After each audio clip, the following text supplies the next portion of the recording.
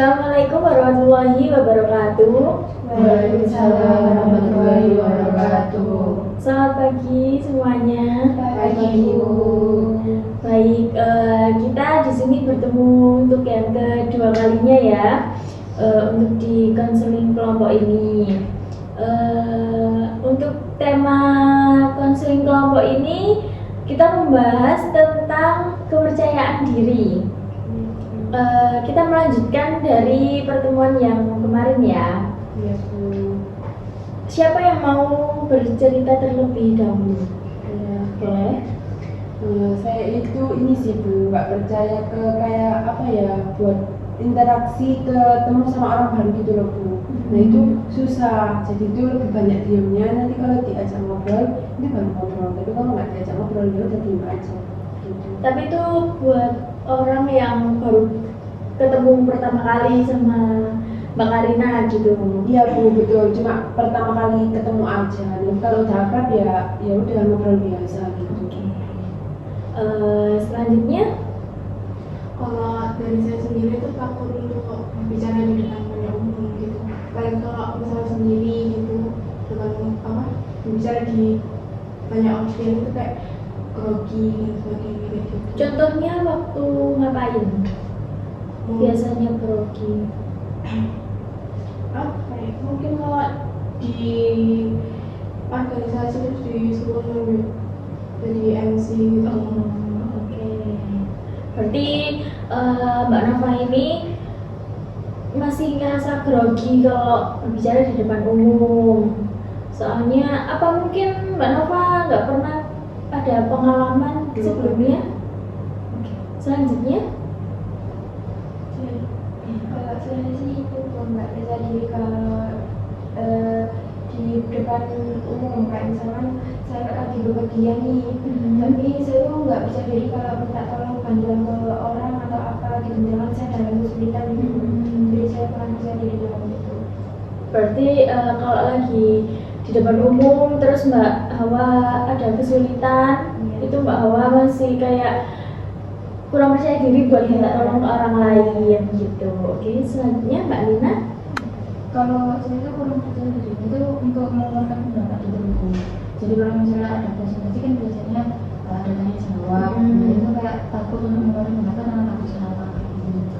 Oke, berarti dari Mbak Nina kurang percaya dirinya itu waktu mau berpendapat, padahal Mbak Nina mau nih apa tahu jawabannya gitu. Oke, dari masing-masing kalian tadi permasalahannya kan tentang kepercayaan diri ya. Siapa nih permasalahan yang mau dibahas pertama? Kalau menurut saya Mbak Nina sih, karena kan kita itu kayak apa ya, kayak bersosialisasi gitu loh Bu. Terus atau bahkan kita itu pasti ada kelompok, nah itu kan pasti diperlukannya untuk pendapat. Nanti kalau nggak diungkapin, nggak sesuai sama kitanya juga kan kak, aduh males gitu loh Bu, kayak gitu sih Bu. menurut Malah saya. kayak gerundel gitu Iya ya. Bu, nanti malah nggak kompak sama kelompoknya. Oke, dari Mbak Hawa? Saya juga setuju kalau yang dibahas permasalahannya Mbak Dina, soalnya memang kebanyakan kita sendiri pun juga relate juga kadang tuh sulit, bukan sulit maksudnya nggak bisa mengungkapkan pendapat gitu loh. Oke, Mbak Nova? Kalau ada sendiri juga sama sih Bu. Ya yang Mbak Karina bilang tadi. Oke, berarti ini setuju Mbak Nina ya? Tanya dulu nih, Mbak Nina gimana? Apa Mbak Nina bersedia permasalahannya dibahas untuk pertama? Boleh sih Bu. Boleh ya? Oke, berarti kita membahas permasalahannya Mbak Nina. Yang tadi masalahnya itu Mbak Nina itu masih kurang percaya diri untuk mengungkapkan pendapatnya. Oke, Mbak Nina boleh menceritakan lebih detailnya lagi? Oke, jadi seperti yang saya bilang tadi Bu, kalau misalnya ada presentasi kelompok itu kan pasti ada sesi tanya jawab gitu. Dan biasanya kan kalau misalnya sesi tanya jawab itu kayak mengajukan diri satu persatu dari siswa-siswa lainnya kayak gitu. Cuma karena saya kayak takut pertanyaan saya mungkin salah atau mungkin omongan saya yang salah, akhirnya saya nggak boleh untuk mengajukan diri tadi Bu, kecuali kalau misalnya ditunjuk langsung sama gurunya itu tadi Bu. Oke, berarti Mbak Nina ini kalau misal ditunjuk gitu masih mau ya mengungkapkan? Masih. Tapi kalau mau berpendapat sendiri, Mbak Nina ini masih kurang percaya diri gitu. Oke. Mbak Nina udah ngerasa kurang percaya diri itu udah lama atau baru-baru ini aja? Akhir-akhir ini sih Bu. Akhir-akhir ini. Apa sebelumnya Mbak Nina gimana cara mengatasi kalau Mbak Nina kurang percaya diri buat mengungkapkan itu? Biasanya kayak mengungkapkan itu buat kayak ngurangi supaya gak rasa percaya dirinya itu ada biar gak gelisah kayak gitu.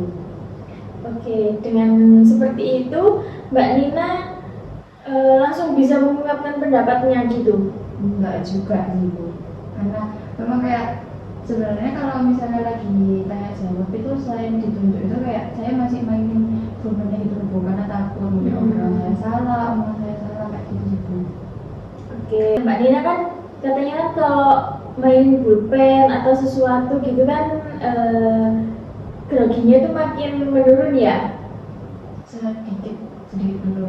Terus kalau misal nih Mbak Nina nggak memainkan pulpen atau nggak ngapa-ngapain gitu, gimana? Takut sih Bu, gelisah Bu, grogi gitu. Berarti semakin takut. Iya. Biasanya Mbak Nina kalau merasa takut gitu ya, selain mainin pulpen gitu, apa yang dilakukan sama Mbak Nina? Selain mainin pulpen, ada sih juga ada diem, nggak bisa ngomong dengan dirinya. Diem aja. Iya. Berarti diem itu malah semakin takut kan? Iya. Jadi kayak nggak bisa ngomongan gitu Bu. Oke, Kak, dari teman-temannya Mbak Nina nih, apakah mereka itu tahu kalau Mbak Nina diem aja tuh merasa takut gitu, atau malah dibiarin aja sama teman-temannya Mbak Nina? Kalau tahu sih tahu kalau misalnya kayak lagi takut atau grogi gitu, cuma sekedar tahu aja, jadinya ya udah kayak gitu. Kalau orang tua tahu nggak tentang kelemahannya Mbak Nina ini? Nggak tahu. Mbak Nina nggak pernah cerita gitu? Nggak pernah. Oke. Sampai detik ini usaha apa nih yang udah dilakukan sama Mbak Nina? Karena itu kalau misalnya besoknya ada presentasi gitu ya Bu ya, biasanya tuh kayak saya tuh mereview pertanyaan presentasinya dari kelompok lain, lalu saya buat presentasi pertanyaannya dari malam kayak gitu supaya besok itu bisa langsung diomongkan gitu loh, waktu tanya jawab. Tapi besoknya ya entah lagi gitu, akhirnya nggak jadi diomongin juga gitu. Oke, berarti Mbak Nina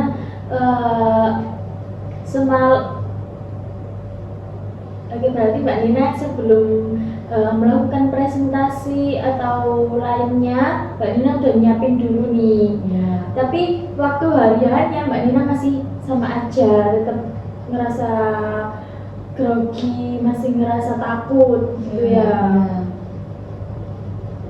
Oke, Mbak Nina berarti saat ini sedang mengalami ini ya, takut buat mengutarakan pendapatnya, dan masalah ini udah dirasakan sama Mbak Nina akhir-akhir ini.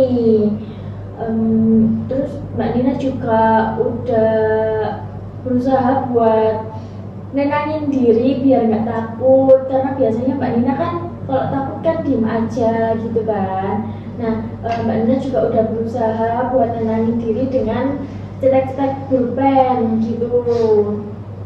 Terus kalau dari masing-masing kalian, apa pernah juga mengalami seperti Mbak Nina gitu?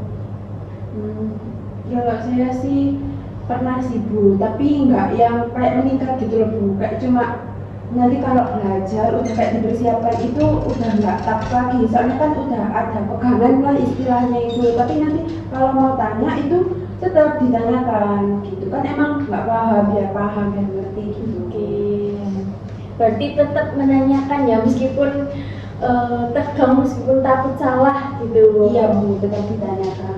Oke. Kalau dari Mbak Awa? Saya juga ini sih sama kayak Mbak Karin itu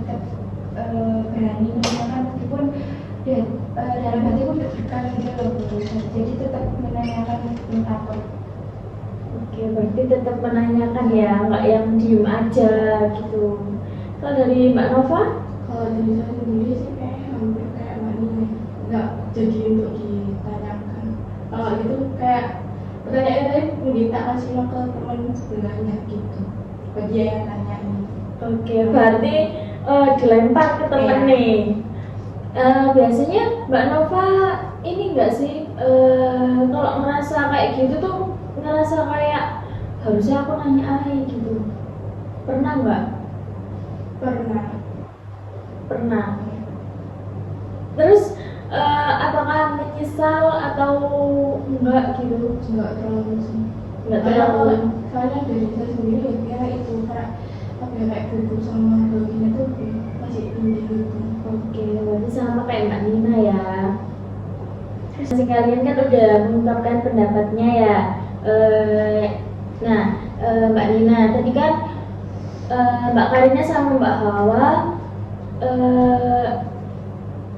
dua-duanya takut buat mengungkapkan pendapatnya, tapi mereka berdua masih tetap ngungkapin, masih tetap bertanya. Apakah Mbak Nina sebelumnya udah melakukan seperti itu?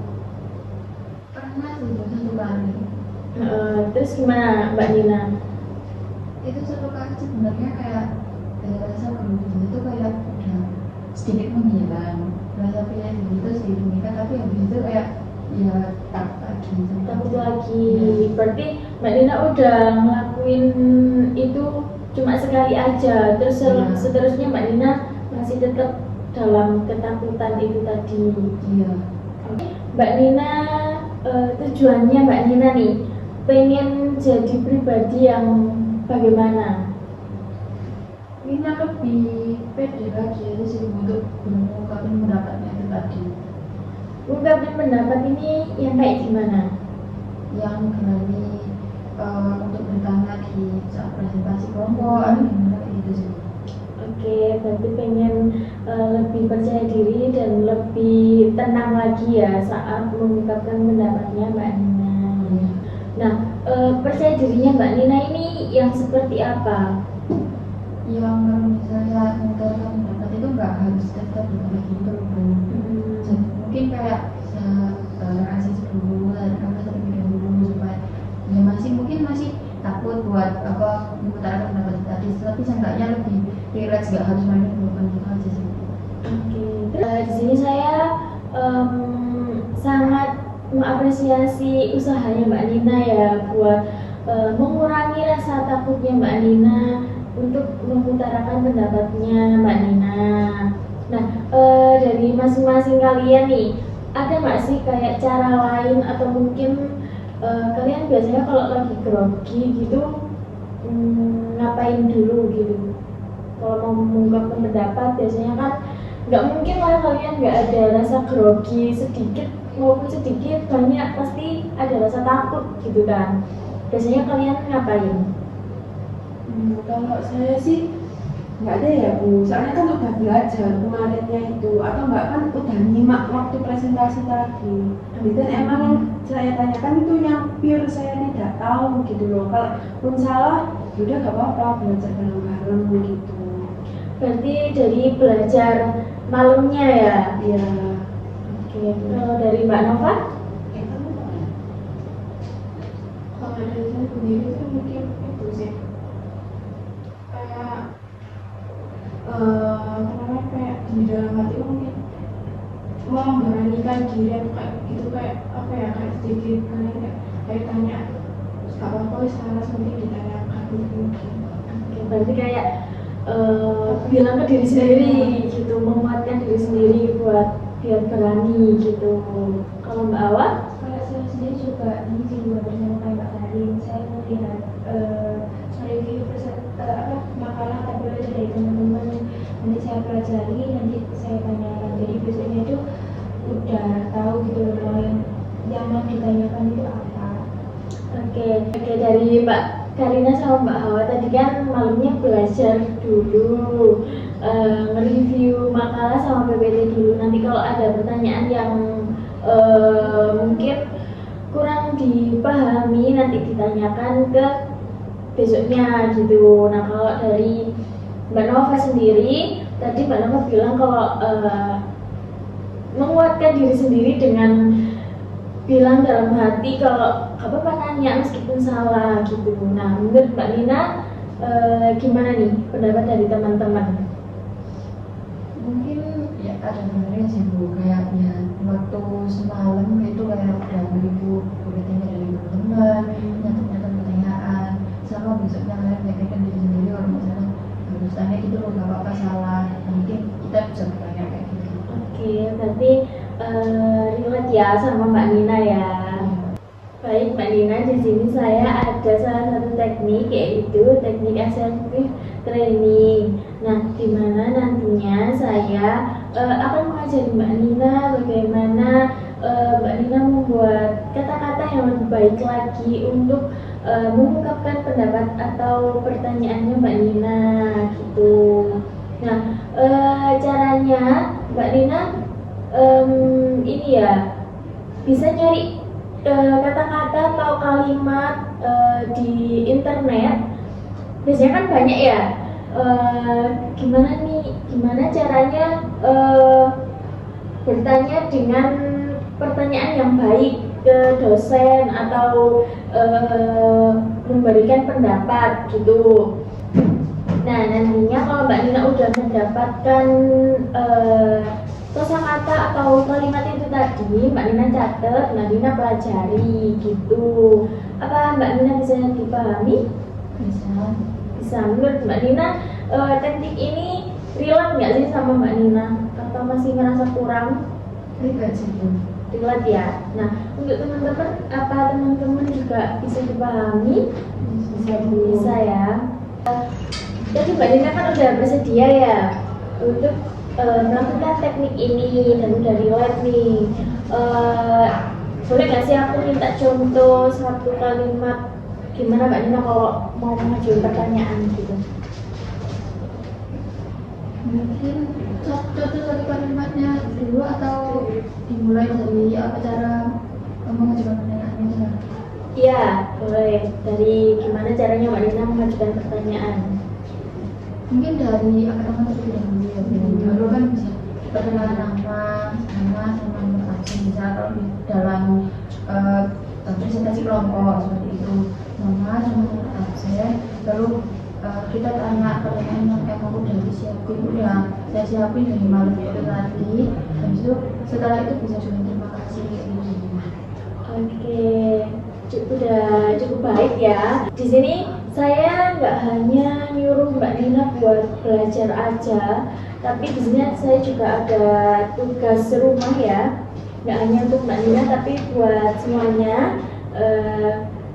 Kalian coba mencari kosakata atau kalimat yang menurut kalian baik buat mengajukan pertanyaan atau pendapat gitu. Dan itu nggak hanya nyari aja, tapi juga dicatat.